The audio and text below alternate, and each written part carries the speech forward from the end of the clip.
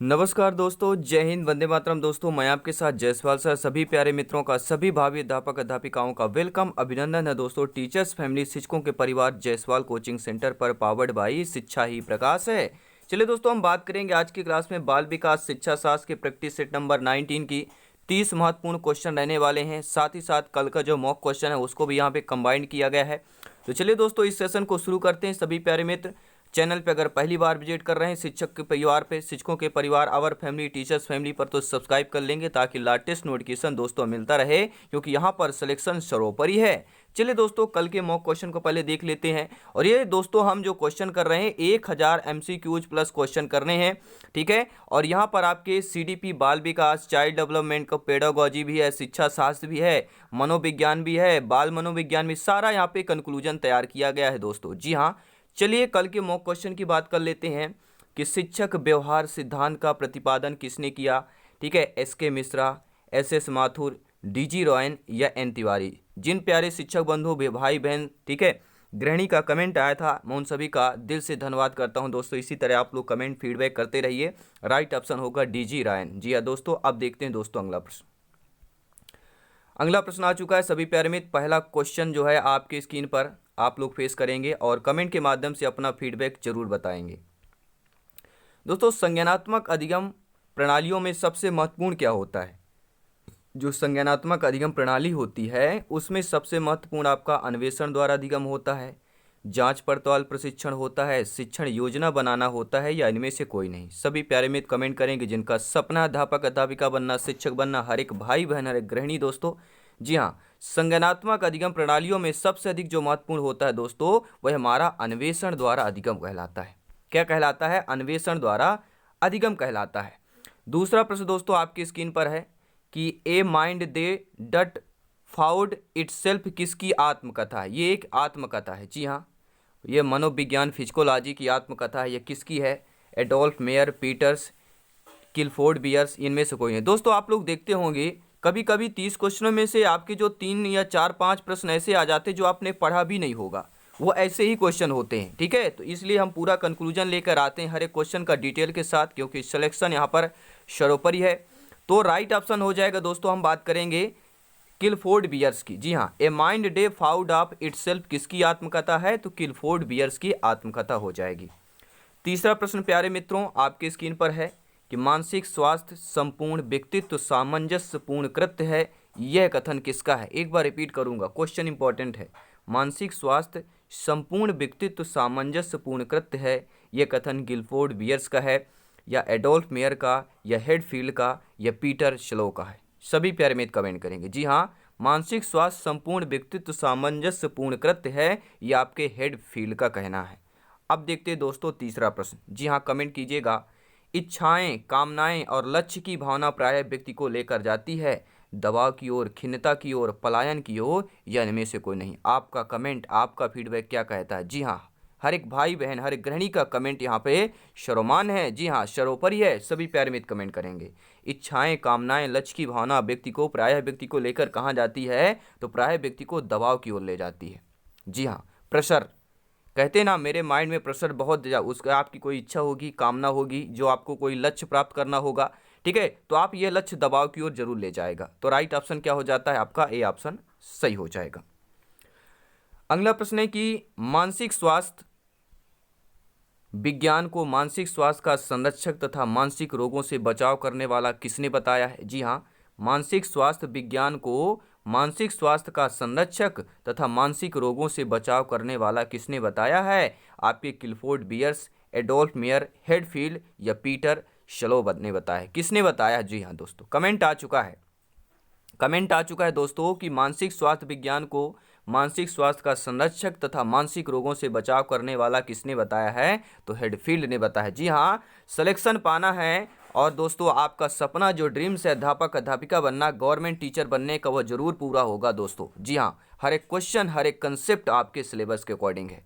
छठवां प्रश्न है कि पागलपन को तकनीकी रूप से कहा जाता है, जो पागलपन होता है इसको तकनीकी रूप से मनोविक्षिप्त कहा जाता है, कुसमयोजन कहलाता है, मनस्ताप कहलाता है या व्यक्तित्व विचलन कहलाता है। आपका कमेंट, आपका फीडबैक क्या कहता है, सभी प्यारे मित्र कमेंट करेंगे। पागलपन को तकनीकी रूप से दोस्तों इसे मनस्ताप कहा जाता है। जी हाँ, मनस्ताप कहा जाता है। पागलपन को तकनीकी रूप से अगर देखा जाए, पूछा जाए क्वेश्चन, तो मनस्ताप कहलाएगा। और पर्सनालिटी एंड कल्चरल पैटर्न के लेखक कौन है दोस्तों? जी हाँ, पर्सनालिटी एंड कल्चरल पैटर्न के लेखक फ्रॉयड हैं, प्लांट है, गेट्स हैं, या इनमें से कोई नहीं। सभी प्यारे मित्र कमेंट करेंगे। पर्सनालिटी एंड कल्चरल पैटर्न के लेखक कौन हैं? एक प्रश्न जरूर आपके एग्जाम में पूछ लिया जाता है। तो personality and culture pattern, cultural pattern देखिए क्या है, कल्चर का पैटर्न, पैटर्न का होता है पासे, यहाँ पे दिया गया है, पी फैक्टर कर रहा है, पा फैक्टर, यहाँ पे पा वर्ण की फैक्टर कर रहा है, तो पासे प्लांट, प्लासे पैटर्न, ये आपको ध्यान देना है। पासे पर्सनालिटी, पासे पैटर्न और पासे प्लांट। तो पर्सनालिटी एंड कल्चरल पैटर्न के आपके लेखक प्लांट हो जाएंगे। अब देखते हैं दोस्तों 8वां प्रश्न। जी हाँ, लाजवाब प्रश्न है कि विश्व मानसिक स्वास्थ्य संघ की स्थापना कब हुई थी? 1915, 1930, 1920, 1944। आपका कमेंट, आपका फीडबैक क्या कहता है, सभी प्यारे मित्र कमेंट करेंगे। जी हाँ, सभी मित्रों को जय हिंद, वंदे मातरम, इंकलाब जिंदाबाद। एनर्जी डाउन नहीं करना है, मोरल मोटिवेशन बनाए रखना है। मोरल मोटिवेशन के लिए हमारे चैनल को भी आप लोग विजिट कर सकते हैं। ठीक है दोस्तों, सर्च कर सकते हैं मोरल मोटिवेशन, या चैनल में जाके आपको वहाँ पे भी चैनल मिल जाएगा, जो आपके मोटिवेशन और पॉजिटिव कोट्स होते हैं, बातें वहाँ पर मिल जाएंगी। तो विश्व मानसिक स्वास्थ्य संघ की स्थापना 1913 की बात करेंगे, 1930 दोस्तों आपका सही हो जाएगा। और अगला प्रश्न है कि अभिक्रमित अन्वेषण हेतु सर्वप्रथम प्रयास किसने किया था? स्किनर, ब्लूम, सिडनी पेरस या गेने ने किया था? दोस्तों, अभिक्रमित अनुदेशन हेतु सर्वप्रथम प्रयास किसने किया था? प्रश्न क्या पूछा गया है? अभिक्रमित अनुदेशन हेतु पूछा गया है, और सर्वप्रथम प्रयास करने वाले आपके सिडनी पेरस कहलाएंगे। अभिक्रमित अनुदेशन की बात कर रहा है और सर्वप्रथम प्रयास की बात कर रहा है। तो सर्वप्रथम में सावर्ण की पुनरावृत्ति हो रही है और सिडनी में भी सावर्ण की पुनरावृत्ति हो रही, तो सिडनी पेरस से हो जाएगा। अगला प्रश्न प्यारे मित्रों, सभी प्यारे मित्र कमेंट करेंगे। 10th नंबर क्वेश्चन आपके स्क्रीन पर है। क्या पूछा जा रहा है कि विकास के लिए निम्नलिखित में से कौन सा एक उचित होगा? देखिए, आप सभी लोग भावी अध्यापक अध्यापिकाएं हैं, जब आपकी नियुक्ति होगी, आप लोग अध्यापक अध्यापिका बनेंगे, तो आप लोगों से यह प्रश्न आ सकता है कि विकास के लिए कौन सी एक जो है उचित होगा। कथन पढ़ते हैं कि विकास जन्म के साथ प्रारंभ होता है और समाप्त होता है। सामाजिक सांस्कृतिक संदर्भ विकास में एक महत्वपूर्ण भूमिका का निर्वाह करता है। यह विकास एक आयामी है या विकास आपका पृथक होता है? तो आप क्या कहेंगे, आपका कमेंट क्या कहता है दोस्तों? जी हाँ, विकास के लिए कौन सा कथन उचित है कि सामाजिक सांस्कृतिक संदर्भ में विकास का जो है एक महत्वपूर्ण भूमिका निर्वाह करता है। तो right option according to question से बी ऑप्शन हो जाएगा। अब देखते हैं दोस्तों अगला प्रश्न क्या दिया गया है। हम सभी अपनी बुद्धि, प्रेरणा, अभिरुचि आदि के संदर्भ में भिन्न होते हैं, यह सिद्धांत दोस्तों संबंधित है। जी हाँ दोस्तों, हम सभी, आप और हम जितने भी ये वीडियो देख रहे हैं, जितने भी नहीं देख रहे हैं वो भी दोस्तों, हम सभी अपनी बुद्धि, प्रेरणा, अभिरुचि आदि के संदर्भ में भिन्न होते हैं। यह सिद्धांत दोस्तों किससे संबंधित होगा? व्यक्तित्व भिन्नता से होगा, बुद्धि के सिद्धांतों से हो गया, वंशानुक्रम से होगा, या पर्यावरण से होगा? सभी प्यारे मित्र नीचे कमेंट करेंगे। और अंत में बताना भी है कि इस क्लास, इस सेशन में आउट ऑफ 30 में से कितना आपका स्कोर है। तो दोस्तों आपका राइट ऑप्शन क्या हो जाएगा? सभी प्यारे मित्र कमेंट करेंगे। तो राइट ऑप्शन क्या हो जाएगा दोस्तों? वह कहलाएगी व्यक्तित्व भिन्नता। क्योंकि देखिए, हम सभी जो अपनी बुद्धि में, किसी का आईक्यू लेवल कुछ होता है, प्रेरणा किसी के अंदर की मन की जो प्रेरणा होती है, उत्सुकता होती है, अभिरुचि आपकी क्या रुचि, हमारी रुचि क्या है, ठीक है, इसके संदर्भ में भिन्न होते थे। ये हमारी क्या कहलाती? व्यक्तित्व भिन्नता कहलाता है। अब देखते हैं दोस्तों अगला प्रश्न। अगला प्रश्न है कि एक मेधावी छात्र अध्ययन में बेहतर उपलब्धि हासिल नहीं कर पा रहा है। आप लोगों की नियुक्ति होगी, आप लोग अध्यापक अध्यापिका बनेंगे, और आपकी कक्षा में एक ऐसा विद्यार्थी छात्र है, एक मेधावी छात्र है, लेकिन अध्ययन में बेहतर उपलब्धि हासिल नहीं कर पा रहा है। तो आप क्या करेंगे? उसे बेहतर प्रदर्शित या बेहतर प्रदर्शन की प्रतिज्ञा करेंगे, या उसकी कम उपलब्धि का कारण पता करेंगे, या उसे परीक्षा के कृपांक देना, या उसके दोस्तों कृपांक मतलब क्या होता है? कृपा करके कुछ 5-10 अंक एक्स्ट्रा दे देना, यह कहलाता है कृपांक। ठीक है दोस्तों, उसके अभिभावक से कहना कि वह उसे स्कूल से निकाल ले। देखिए, आप हार नहीं मान सकते, आप एक शिक्षक हैं, आपको हार नहीं मानना है। तो आप यह अभिभावक से नहीं कह सकते उसे स्कूल से आप निकाल लीजिए, ये तो कतई नहीं हो सकता। तो एक मेधावी छात्र अध्ययन में बेहतर उपलब्धि हासिल नहीं कर पा रहा है, तो आप शिक्षक होने के नाते आपको यह करना चाहिए कि उसकी जो कम उपलब्धि है उसका आप लोग रीजन पता करें, उसका कारण पता करें कि यह बच्चा आखिर उपलब्धि कहाँ पर बच्चा कमी कर रहा है। ठीक है, उसका कारण पता करना, रीजन का है जानना है। तो बी ऑप्शन आप लोगों का सही हो जाएगा। अब देखते हैं दोस्तों अगला प्रश्न 30 नंबर क्वेश्चन क्या दिया गया है स्क्रीन पर। सभी प्यारे मित्र ध्यानपूर्वक हर एक क्वेश्चन को देखें दोस्तों। जी हाँ, वाक बाधित बच्चों का विकास किया जा सकता है। जी हाँ, वाक बाधित जो बच्चे बोल नहीं सकते हैं उन बच्चों का विकास किस प्रकार करेंगे या किस प्रकार किया जा सकता है। एक कक्षा में अपने विचार को प्रदर्शित करने के लिए प्रोत्साहित करके, सही ध्वनि के उच्चारण के लिए सहायता करके, या उनके द्वारा कथित गलतियों को सुनने में सहायता करके, या दोस्तों मूल्यांकन के लिए विशेषज्ञ के पास भेजकर।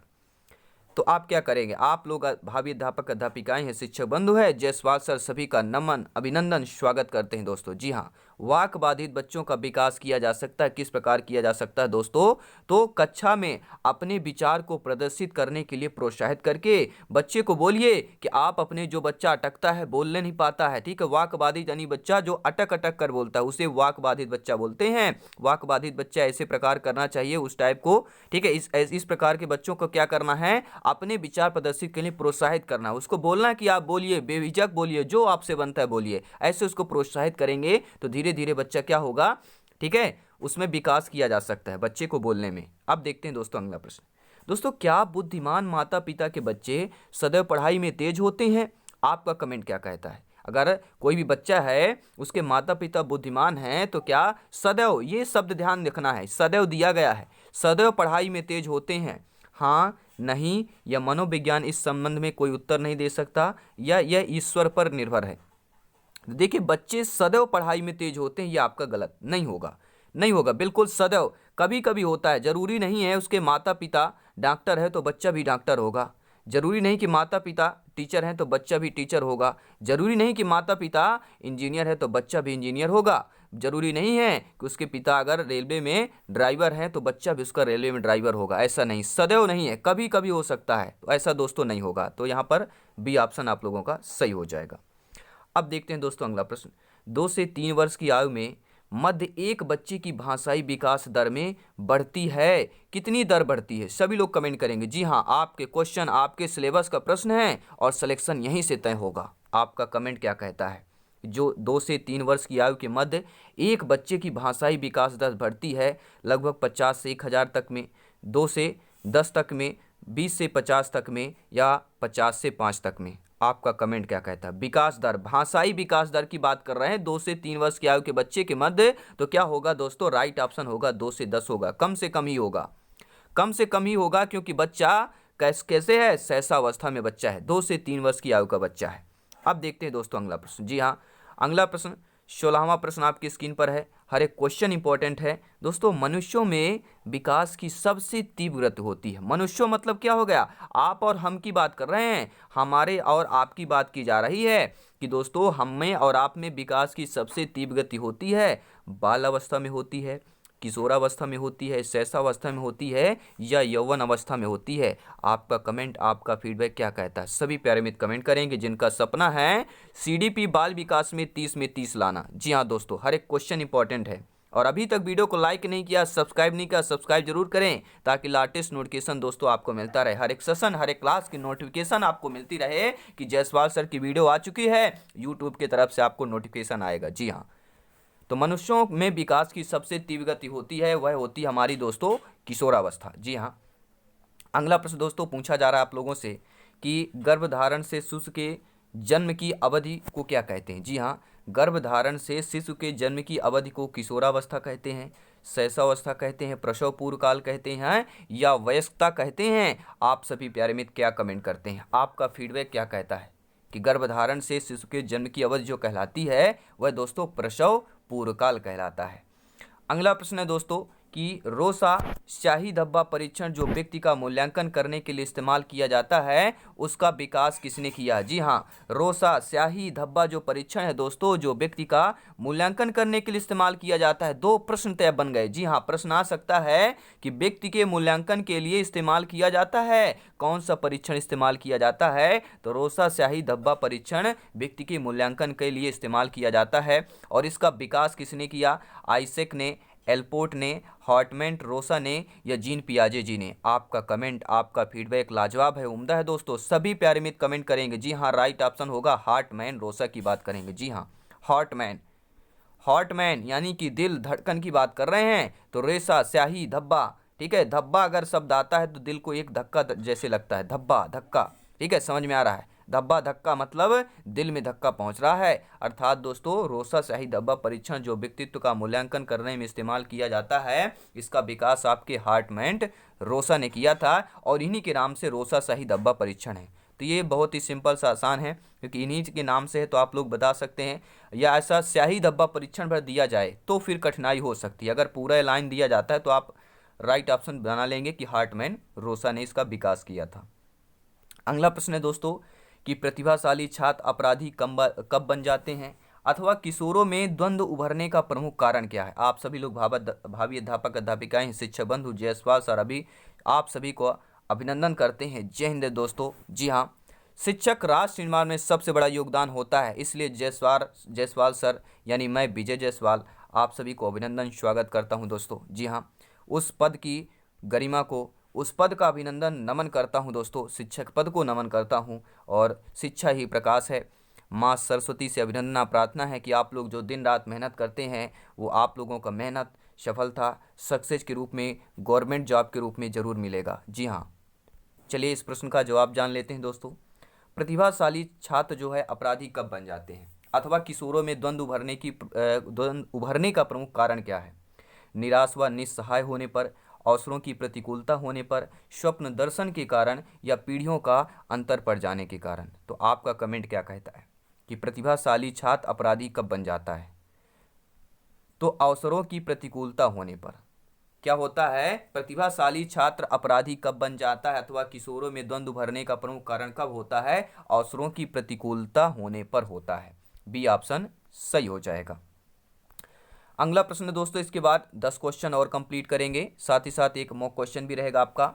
वातावरण वह बाहरी शक्ति है जो हमें प्रभावित करती है, किसने कहा था। जी हाँ, वातावरण वह बाहरी शक्ति है जो हमें प्रभावित करती है। वुडवर्थ ने कहा, रॉस ने कहा, एनास्टिसी ने कहा, या इनमें से कोई नहीं। तो वातावरण वह बाहरी शक्ति जो हमें प्रभावित करती है, अर्थात इनको वातावरण की बाहरी शक्ति रास आ गई। रास किसको आती है, आपके रॉस की ही आती है। अर्थात वातावरण वह बाहरी शक्ति है, वह बाहरी शक्ति है जो हमें प्रभावित करती है। आपके किसने कहा, ना ही वुडवर्थ ना ही एनास्टी ने, वनली वन फॉर रॉस ने कहा था। सभी लोग नोट कर लेंगे। और दोस्तों अगर आपने टेलीग्राम से ज्वाइन नहीं किया है तो आज ही टेलीग्राम ग्रुप चैनल से ज्वाइन करें, सर्च करें Jaiswal coaching centre. Notes, PDF file सब कुछ आपको फ्री में उपलब्ध करा दिया जाता है, क्योंकि फ्री में नोट्स उपलब्ध कराना राष्ट्र हित में शिक्षा की बात करते हैं। जी हाँ, सभी प्यारे मित्र अगर इंस्टाग्राम पर हैं तो इंस्टाग्राम पर जायसवाल सर को फॉलो कर सकते हैं। वहां पर भी आपको कुछ क्वेश्चंस, ठीक है, क्यूज वगैरह मिलते रहेंगे, नोट्स भी हो सकता है मिल जाएगी। और साथ ही साथ जायसवाल सर से आपको मैसेज, चैट, सारी चीज़ें आप बातें कर सकते हैं, क्योंकि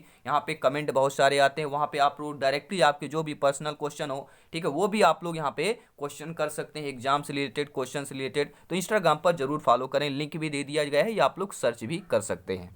चलिए प्रश्न की बात करते हैं कि कोहल वर्ग के सिद्धांत की एक प्रमुख आलोचना क्या है। जी हाँ, हम तो अभी विशेषता समझते थे, इनके विशेषताएं बताइए, प्रकार बताइए, ठीक है, कारक बताइए। लेकिन यह प्रश्न आ गया कि कोहल वर्ग के सिद्धांत की एक प्रमुख आलोचना क्या है।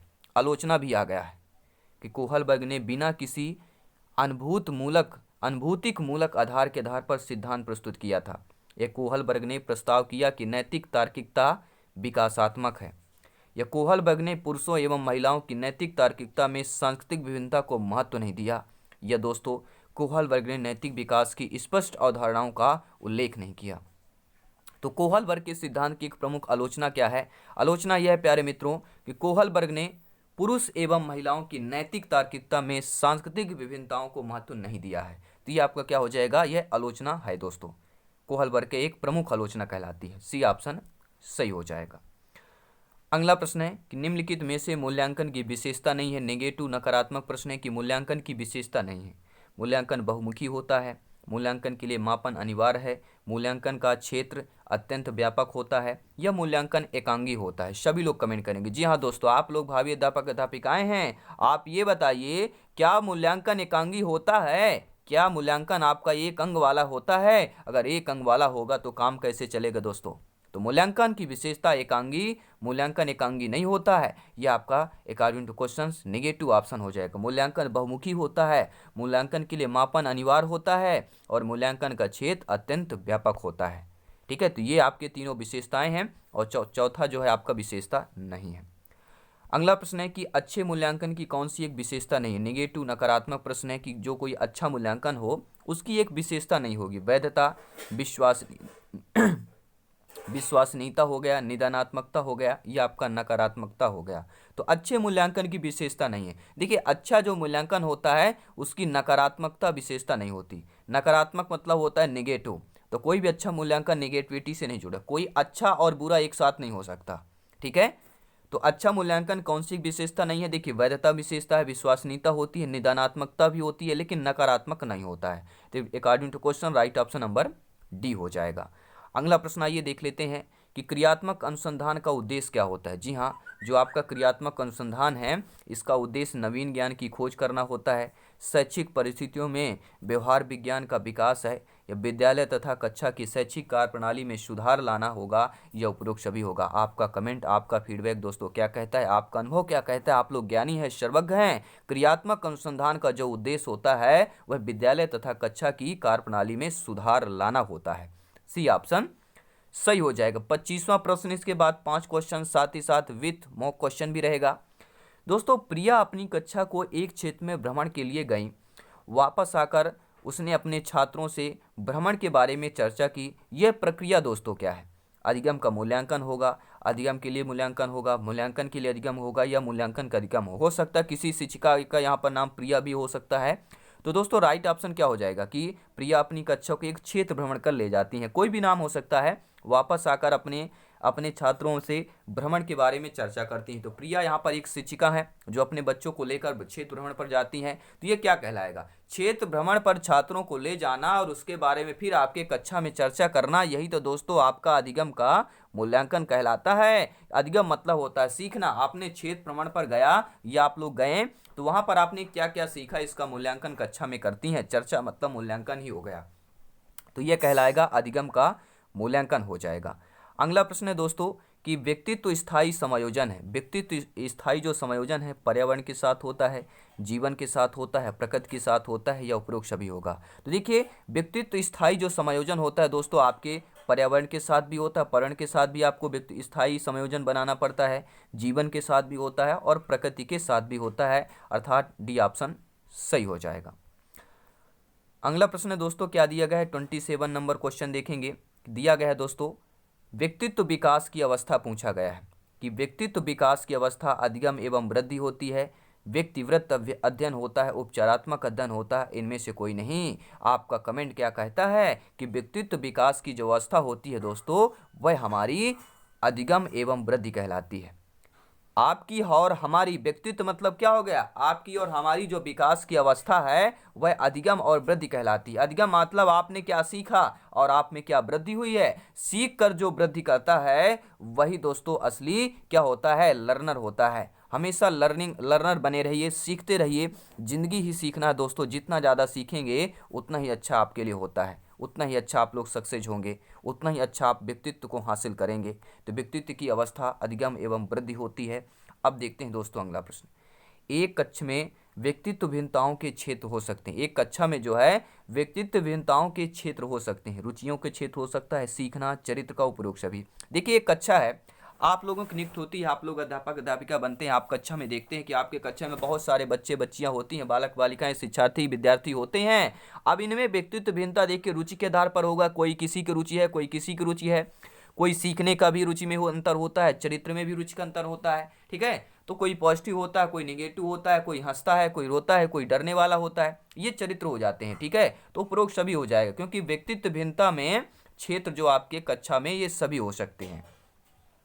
अगला प्रश्न देखेंगे, इसके बाद आपका मॉक क्वेश्चन करेंगे कि बुद्धि के द्विखंड सिद्धांत का प्रतिपादन किसने किया था। जी हाँ, बुद्धि का द्विखंड, जी हाँ, बुद्धि को, ये आपकी बुद्धि है, आपकी बुद्धि लिखी हुई है, और इसको दो खंडों में किसने बांटा, इसको दो खंडों में किसने बांट दिया, स्पीयरमैन, आपके थर्स्टन, गिलफोर्ड या गेने ने। तो सभी प्यारे मित्र जानते हैं, सभी प्यारे मित्र जानते हैं, ज्ञानी सर्वज्ञ हैं कि बुद्ध के द्विखंड सिद्धांत के प्रतिपादक आपके स्पीयरमैन हो जाएंगे। साथ ही साथ दोस्तों एक तत्व सिद्धांत या प्रवर्तक जॉनसन प्रतिपादन कहलाते हैं। एक तत्व सिद्धांत के प्रवर्तक कौन है, जॉनसन प्रतिपादन है, अल्फ्रेड बिने और टर्मन भी है। और द्वितत्व सिद्धांत के प्रतिपादक आपके स्पीयरमैन हैं, और बहुतत्व सिद्धांत के प्रवर्तक आपके थॉर्नडाइक है, 1927 में किया था। और समूह तत्व के सिद्धांत आपके थर्स्टन है। कौन है भैया, थर्स्टन है, 1935 की बात करेंगे। समूह की अगर बात की जाए तो थर्स्टन करना है, जी हाँ। और अगर बहुतत्व की पूछा जाए तो थॉर्नडाइक हो जाएगा। और पूछा जाता है कि त्रिआयामी सिद्धांत के प्रतिपादक कौन है, तो त्रिआयामों के आपके गिलफोर्ड हो जाएंगे। और पदानुक्रम सिद्धांत के प्रतिपादक बर्न और वर्नर हो जाएंगे।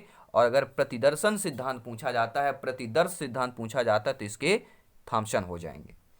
अब दोस्तों मॉक क्वेश्चन आ चुका है, जी हाँ, मॉक क्वेश्चन सभी प्यारे मित्र कमेंट करेंगे मॉक क्वेश्चन का आंसर। जी हाँ, मॉक क्वेश्चन क्या कह रहा है आज का, कि हार्वर्ड गार्डनर द्वारा निम्न से एक को छोड़कर बाकी सभी बुद्धि के प्रकार बताए हैं। यानी जो आपके मनोवैज्ञानिक हार्वर्ड, ठीक है, हार्वर्ड गार्डनर हैं, इन्होंने एक को छोड़कर सभी बताए हैं। भाषा, सृजनात्मकता, अंतर व्यक्तित्व कौशल या अंतर व्यक्तित्व कौशल। अब इनमें से एक नहीं बताया, वह आपको बताना है।